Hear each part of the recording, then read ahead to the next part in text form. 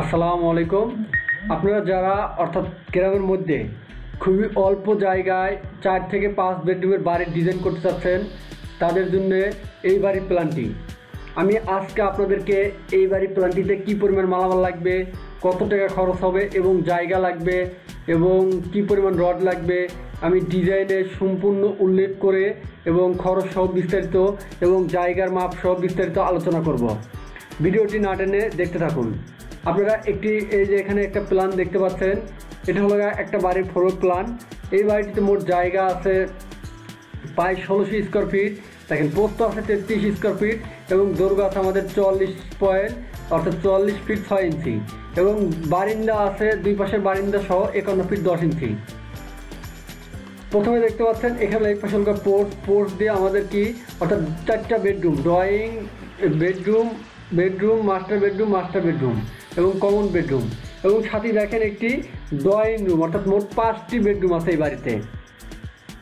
প্রথমে দেখতে পাচ্ছেন এখানে হলো পোর্টের সাইজ দেখতে পাচ্ছেন 9 ফিট 11 বাই 8 ফিট।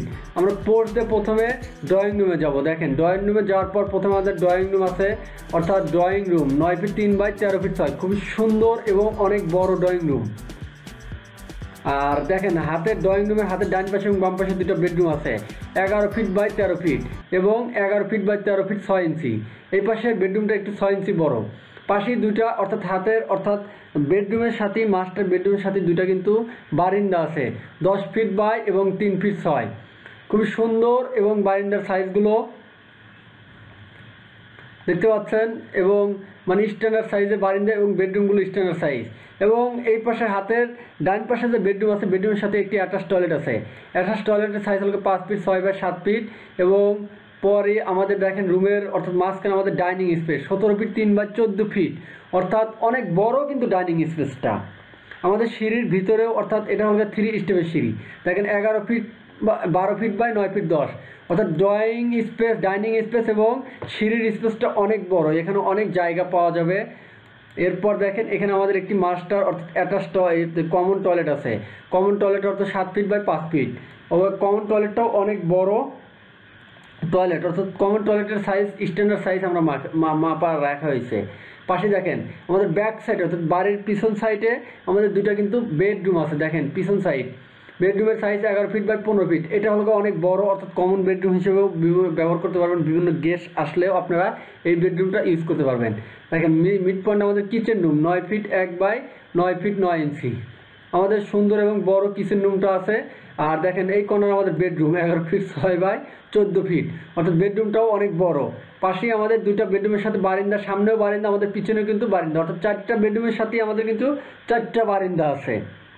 দেখেন 11 ফিট 6 বাই 3 ফিট 6, অর্থাৎ যারা চাচ্ছেন যে 5 থেকে 4 বেডরুমের বাড়ি ডিজাইন করতে চাচ্ছেন ড্রয়িং রুম সহ, এরকম খোলামেলা পরিবেশ এবং অনেক জায়গা থাকে ভিতরে স্পেস এবং 3 স্টেপের সিঁড়ি এবং ডুপ্লেক্স আকারের অথবা ট্রিপ্লেক্স আকারের, তাদের জন্য আপনাদের এই বাড়ির ডিজাইনটি গ্রামের মধ্যে বেশিরভাগ এরকম ডিজাইন করে থাকে।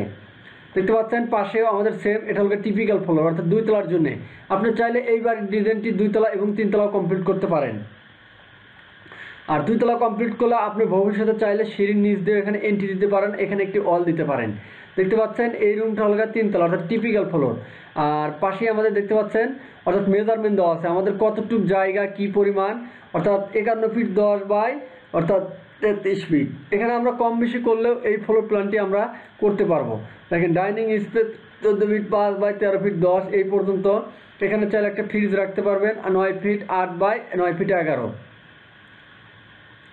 দেখেন এটা হলো ফার্নিচার প্ল্যান, অর্থাৎ যারা বুঝতে পারেন না ড্রয়িং, দেখা যায় তাদের বুঝানোর সুবিধার্থে আমরা এভাবে ফার্নিচার দিয়ে সুন্দরভাবে এই ড্রয়িংটা সাজাইছি।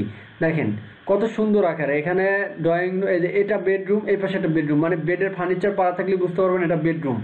আর যদি দেখেন এই যে এটা হলো ড্রয়িং স্পেস, অর্থাৎ drawing room 9 feet 3 by 13 feet 1। আর এটা হলো পোস্টটা খুব সুন্দর এবং চমৎকারভাবে সাজাইছি, পোস্টার মডেলও খুব সুন্দরভাবে করা হয়েছে, দেখতে পাচ্ছেন।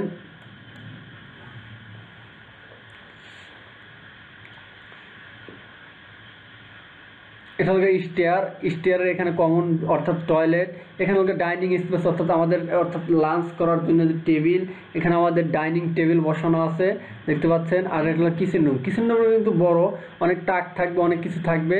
আপনারা চাইলে এরকম ডিজাইন করতে পারেন। দেখতে পাচ্ছেন এখানে আমাদের এইবার ডিজাইনটিতে আমাদের কলাম, এখন আমরা স্ট্রাকচারাল হিসাবে চাই। দেখা যায় স্ট্রাকচারাল ডিজাইনে কি পরিমাণ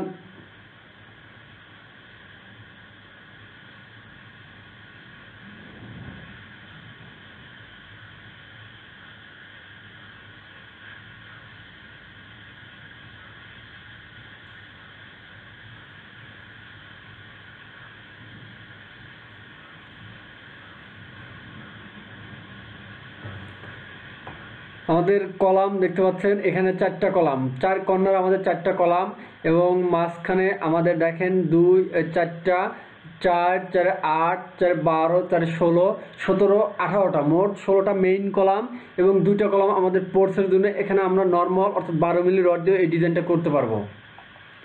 দেখতে পাচ্ছেন আমাদের কলাম লেআউট, এখানে কলাম লেআউটে আমাদের সম্পূর্ণ দেওয়া আছে যে 4 4 8 4 12 4 16টা কলাম।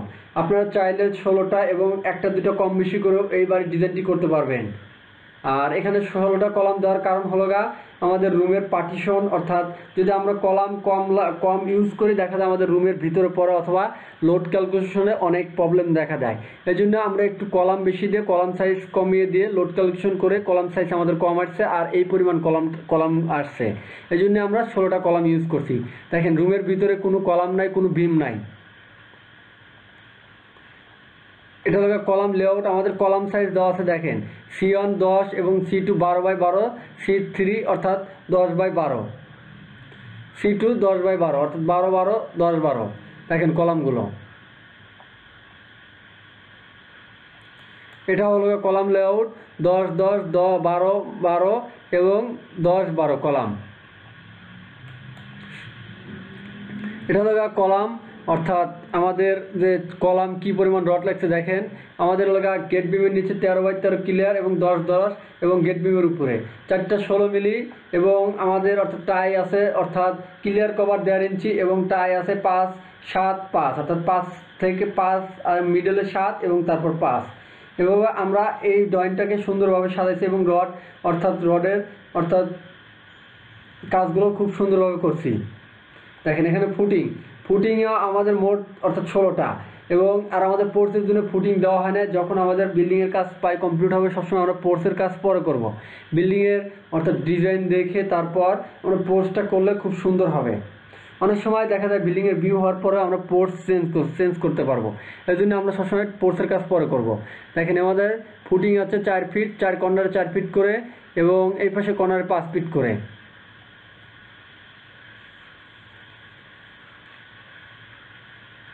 এই পাশে আমাদের অর্থাৎ ডাউন আছে জায়গা। আমরা যখন অর্থাৎ প্রথমে লেআউট করতে যাই অথবা জায়গার মেজারমেন্ট করতে যাই বাড়ির ডিজাইন করার আগে, তখন আমাদের জায়গাটাকে দেখতে হয় ভালোভাবে কোথায় কোনো অর্থাৎ ভাঙ্গা অথবা মাটি ডাউন আছে কিনা এবং মাটি দুর্বল আছে কিনা। সেই ক্ষেত্রে আমরা এরকম লোড ক্যালকুলেশন করে ওইভাবেই আমরা ড্রয়িংটাকে করি এবং ফুটিং সাইজ বাড়িয়ে দিই এবং রডের ডিজাইনগুলো পরিবর্তন হয়। দেখতে পাচ্ছেন ফুটিং সাইজ আমাদের এখানে ডিপ আছে 5 ফিট 5 ফিট, থিকনেস 13 15 16 দেখতে পাচ্ছেন। এবং এখানে আমাদের রং ডিরেকশনে 12 মিলি 5 ইঞ্চি সেন্টার টু সেন্টার, এদিকেও 16 mm 5 inch centre to centre.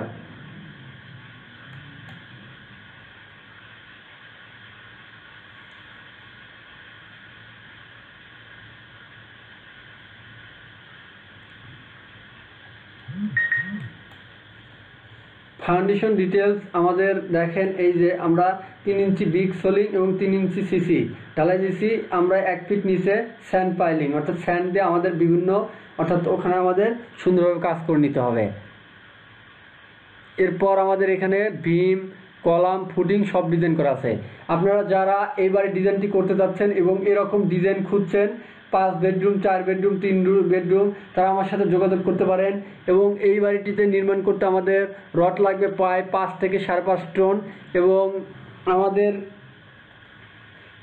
ইট লাগবে প্রায় 16 থেকে 18,000 এবং আমাদের কি পরিমাণ জায়গা লাগবে, আমাদের 1600 স্কোয়ার ফিট জায়গা লাগবে এবং আমরা চাইলে 33 ফিট বাই এখানে আমাদের জায়গা আছে 44 ফিট, আমরা চাইলে 2-1 ফিট কম বেশি করে এই ডিজাইনটি কমপ্লিট করতে পারবো। আর এই বাড়িটা নির্মাণ করতে আমাদের খরচ পড়বে 20 থেকে 25 লক্ষ টাকা যদি একতলা কমপ্লিট করি। আর যদি আমরা দুইতলা ফাউন্ডেশন দিয়ে একতলা কমপ্লিট করি তাহলে আমাদের খরচ পড়বে 22 লক্ষ টাকা। আর যদি আমরা 3তলা ফাউন্ডেশন দিয়ে একতলা কমপ্লিট করি তাহলে আমাদের প্রায় খরচ আসবে 23 থেকে 25 লক্ষ টাকার মতো যদি ইন টোটাল কাজ কমপ্লিট করি। আর যদি আমরা 3তলা ফাউন্ডেশন দিয়ে 2তলা কমপ্লিট করি তাহলে আমাদের খরচ আসবে প্রায় 32 থেকে 35 লক্ষ টাকা আমাদের খরচ আসবে। যারা এরকম বাড়ির ডিজাইন করতে চাচ্ছেন এবং সর্বনিম্ন অল্প খরচে বাড়ির ডিজাইন ড্রয়িং করতে চাচ্ছেন আমার সাথে যোগাযোগ করবেন। ইনশাল্লাহ আমি আপনাদেরকে সুন্দরভাবে ড্রয়িং ডিজাইন করে এবং আমি আপনাদেরকে সরজমিনে গিয়ে আমি লেআউট দিয়ে আসবো এবং ডিজাইনটি বুঝিয়ে দিয়ে আসবো। আর সবসময় আমাকে পাশে পাবেন বাড়ির যে কোনো কাজের সমস্যা হলে। আপনারা সবাই ভালো থাকবেন, সুস্থ থাকবেন এবং আমার এই চ্যানেলের ডিজাইনগুলো যদি পছন্দ হয় আমার চ্যানেলটি সাবস্ক্রাইব করবেন এবং লাইক, কমেন্ট এবং শেয়ার করবেন।